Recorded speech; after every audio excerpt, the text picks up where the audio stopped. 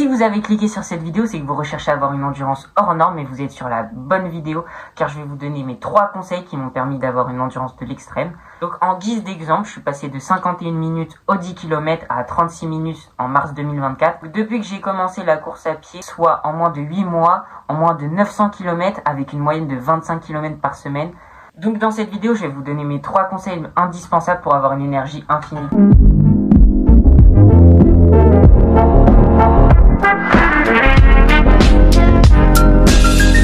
Donc mes 2 premiers conseils seront des conseils un peu plus généraux, mais le dernier sera ma botte secrète. Donc je suis désolé, mais pour la majorité d'entre vous qui vous attendiez peut-être un secret miracle, je vais pas vous mentir, faut quand même courir pour s'améliorer. Donc pour ceux qui se posaient la question, le premier conseil sera de courir, mais attention, faut pas le faire n'importe comment.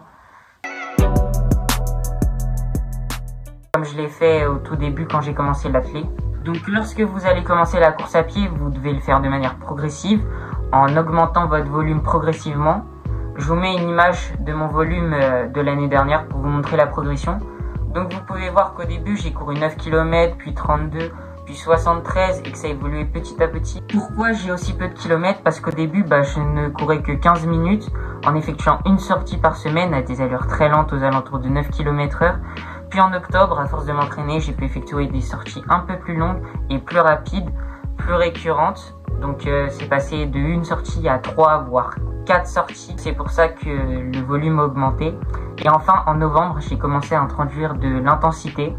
Mais on en reparlera après de ces intensités. Et comme vous voyez, c'est pique sur cette image. Donc pour résumer ce premier conseil, faites vos sorties de manière progressive, sans trop d'intensité au début, avec majoritairement des footings à des allures très lentes sur lesquelles vous pouvez discuter avec une personne. Donc vous pouvez réaliser ces footings sans être en difficulté. Donc si vous n'arrivez pas à parler, ralentissez. Donc là, ce que vous allez travailler lors de ces footings, ça s'appelle l'endurance fondamentale. C'est la fondation de votre endurance. Vous avez peut-être entendu le mot intensité tout à l'heure et ce sera le deuxième conseil. Donc en effet, pour avoir une meilleure endurance, il ne faut pas seulement courir, mais avoir aussi une meilleure VMA. C'est quoi la VMA? C'est la vitesse maximale aérobie, c'est la vitesse à laquelle vous allez atteindre votre consommation maximale d'oxygène et donc ce travail d'intensité va vous permettre d'améliorer vos capacités respiratoires et cardiaques. Donc c'est-à-dire que vous allez vous habituer à courir à des allures plus rapides sur des temps plus ou moins courts. Donc en améliorant votre VMA, vous allez améliorer votre capacité à courir à des allures plus élevées pendant une certaine période. Et ainsi, vous verrez des améliorations sur toutes les distances, allant du 100 mètres au 10 km. Par exemple, mon premier 100 mètres, je le courais pas en moins de 15 secondes. Maintenant, j'arrive à le courir en moins de 13. Au 10 km, je faisais pas un seul 1000 mètres en moins de 3 minutes 30 avant de courir. Et mon allure 10 km, c'est 3 minutes 36 maintenant. Donc, c'est vraiment proche. Donc, du 10 km, voire jusqu'au marathon. Et donc, meilleur sera votre VMA, meilleure sera votre endurance. Par ailleurs, si vous visez comme moi la compétition, avoir une meilleure VMA améliorera votre performance. Et pour ceux qui débutent le travail d'intensité, je vous conseillerais de commencer par 20 secondes rapides, puis 20 secondes de récupération. Petit travail d'intensité tranquille. Et cette récupération, vous les faites à des allures très lentes. Vous pouvez répéter 6 à 8 fois en fonction du niveau de difficulté que vous ressentez. Si c'est trop rapide, enfin, si c'est trop dur, vous faites que 6 fois. Si ça va un peu mieux, vous pouvez y aller jusqu'à 8. Voire même jusqu'à 12 après.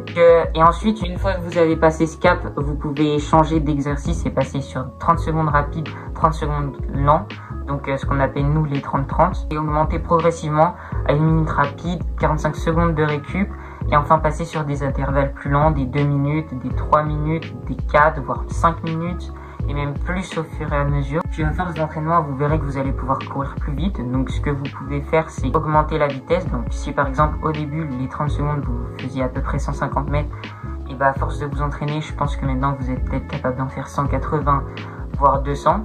Essayez de les courir plus vite. Le travail de VMA doit rester un effort compris entre 7 et 9 sur 10. Donc si vous courez 150 mètres beaucoup plus facilement qu'à l'époque, essayez d'augmenter la vitesse. Pour finir, je vous conseille, comme moi, d'utiliser la méthode des 80-20. C'est-à-dire que 80% de son volume de la semaine doit être effectué sur des footings lents à base d'endurance fondamentale et 20% restants sont du travail d'intensité. Pour ma part, les 20% je les effectue sur 2 entraînements par semaine. Donc avant de vous donner ma botte secrète, j'aimerais vous inviter à vous abonner à ma chaîne, Likez cette vidéo. En effet, le montage de vidéos, ça prend énormément de temps et vous étiez plus de 85% à ne pas être abonné. Et donc pour moi, ce serait vraiment un réel plaisir de voir la communauté s'agrandir et voir que mon travail vous satisfait. Bon, maintenant passons au dernier conseil. Donc, le secret qui m'a permis d'avoir une endurance plus importante que la moyenne, pour moi, ça a été l'entraînement croisé.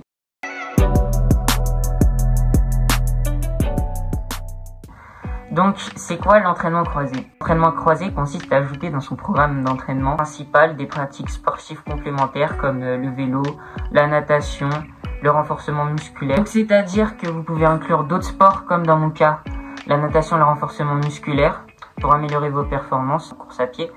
Bien que pour ma part c'est un peu différent car je pratique la natation et l'athlétisme en compétition, donc c'est plutôt le renforcement musculaire qui va m'aider à tirer bénéfice dans ces deux disciplines. Pourquoi j'ai autant d'endurance? Parce que ça fait quand même 9 ans que je nage et ces 9 ans d'entraînement m'ont permis d'avoir une endurance déjà très solide avant de commencer la course à pied. Donc c'est cet entraînement croisé qui m'a permis d'avoir les performances que j'ai actuellement. Bien que le fait de plus je cours, plus je m'améliore en course à pied et le renforcement musculaire m'y aide aussi.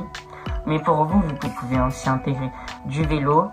Donc pourquoi intégrer de la natation ou du vélo? Car ce sont des sports portés qui vont limiter les chocs tout en faisant travailler le cardio et votre endurance. Par ailleurs, ces sports aussi travaillent des muscles qui sont utilisés lors de la course à pied. En intégrant en prime du renforcement musculaire comme je le fais, vous allez pouvoir limiter vos blessures tout en renforçant vos muscles et en améliorant vos performances sur votre endurance musculaire. Mais attention, faut pas le faire n'importe comment là aussi. Donc voilà, c'était l'extif pour mes 3 conseils qui vous permettront d'avoir une endurance supérieure à la moyenne. Et pour ceux qui l'ont vu, tout à l'heure il y a eu 2 pics parce que ça représente mes grosses compétitions de l'année, dont les championnats de France. Et pour ceux qui sont curieux, je vous invite à vous abonner car dans 2 semaines, je posterai une vidéo sur le résumé de ma saison 2023-2024 avec mes performances sportives et notamment un championnat de France après une première année d'athlétisme. Donc abonnez-vous pour ne rien louper. C'était l'extif, entraînez-vous bien et bonne journée.